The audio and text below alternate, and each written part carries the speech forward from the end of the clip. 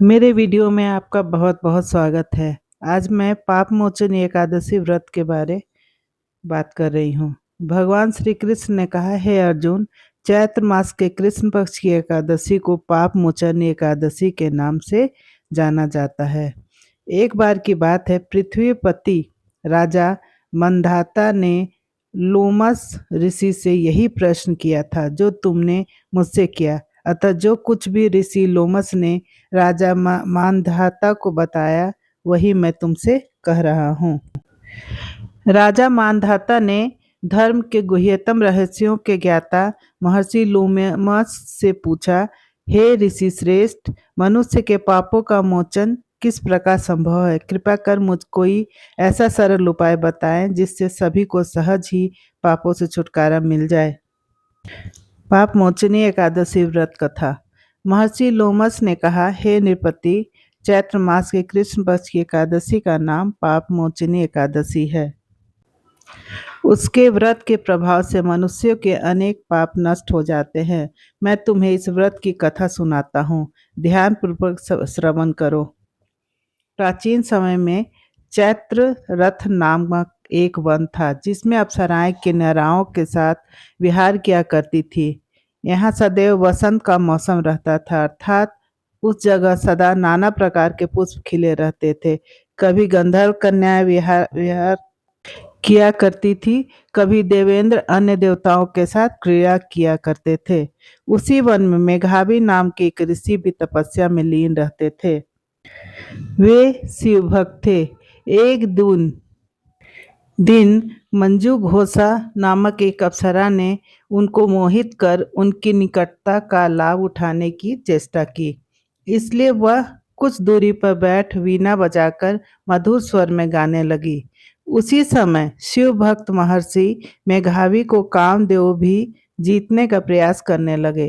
कामदेव ने उस सुंदर अप्सरा के भ्रू का धनुष बनाया, कटाक्ष को उनकी प्रत्यंचा बनाई और उनके नेत्रों को मंजू घोषा अप्सरा का सेनापति बनाया।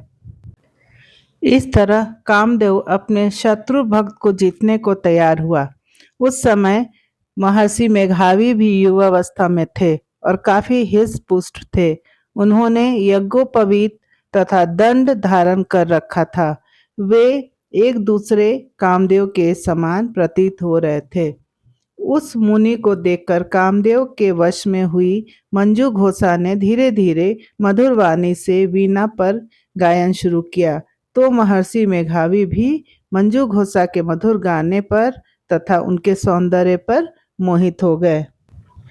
वह अप्सरा मेघावी मुनि को कामदेव से पीड़ित जानकर उनसे आलिंगन करने लगी। महर्षि मेघावी उसके सौंदर्य पर मोहित होकर शिव रहस्य को भूल गए और काम के वशीभूत होकर उसके साथ रमन करने लगे। काम के वशीभूत होने के कारण मुनि की उस समय दिन रात का कुछ भी ज्ञान न रहा और काफी समय तक वे रमन करते रहे। तदुपरांत मंजू घोषा उस मुनि से बोली, हे ऋषिवर, अब मुझे बहुत समय हो गया है, अतः स्वर्ग जाने की आज्ञा दीजिए। अप्सरा की बात सुनकर ऋषि ने कहा, हे मोहिनी, संध्या को तो आई हो, प्रातःकाल होने पर चली जाना। ऋषि के ऐसे वचनों को सुनकर अप्सरा उनके साथ रमन करने लगी। इस प्रकार दोनों के साथ साथ बहुत समय बिताया। मंजू घोषा ने एक दिन ऋषि से कहा, विप्र, अब आप मुझे स्वर्ग जाने की आज्ञा दीजिए। मुनि ने इस पर भी वही कहा, हे रूपसी, अभी ज्यादा समय व्यतीत नहीं हुआ है, कुछ समय और ठहरो। मुनि की बात सुन अप्सरा ने कहा, हे ऋषिवर, आपकी रात तो बहुत लंबी है, आप स्वयं ही सोचिए कि मुझे आपके पास आए कितना समय हो गया।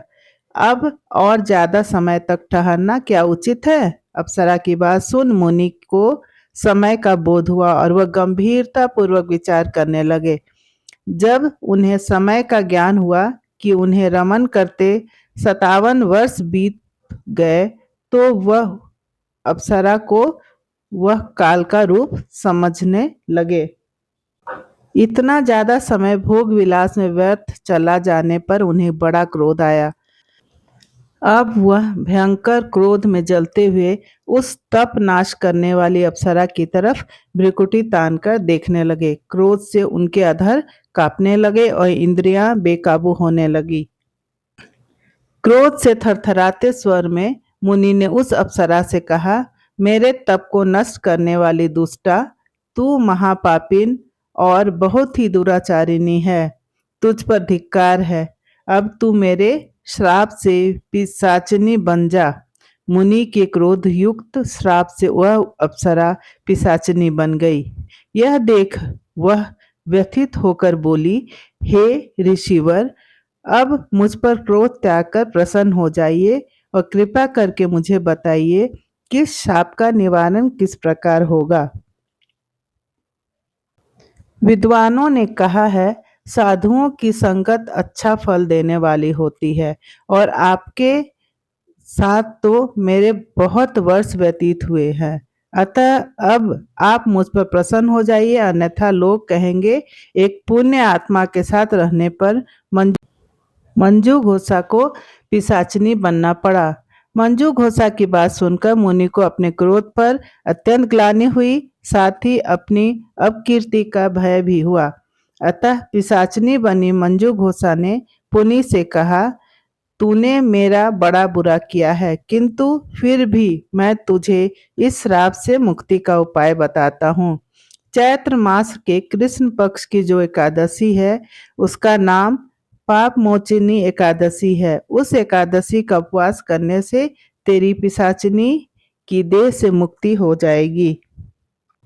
ऐसा कहकर मुनि ने उसको व्रत का सब विधान समझा दिया। फिर अपने पापों का प्रायश्चित करने के लिए वे अपने पिता च्यवन ऋषि के पास गए। च्यवन ऋषि ने अपने पुत्र मेघावी को देखकर कहा, हे पुत्र, ऐसा क्या किया है तूने कि तेरे सब तप नष्ट हो गए हैं, जिससे तुम्हारा समस्त तेज मलिन हो गया है। मेघावी मुनि ने लज्जा से अपना सिर झुकाकर कहा, पिताश्री, मैंने एक अप्सरा से रमन करके बहुत वर्ष बिताया और पाप किया। इसी पाप के कारण संभवतः मेरा सारा तेज और मेरे तप नष्ट हो गए। कृपया करके आप इस पाप से छूटने का उपाय बताइए। ऋषि ने कहा, हे पुत्र, तुम चैत्र माह के कृष्ण पक्ष की पाप मोचिनी एकादशी का विधि तथा भक्तिपूर्वक उपवास करो। इससे तुम्हारे सभी पाप नष्ट हो जाएंगे।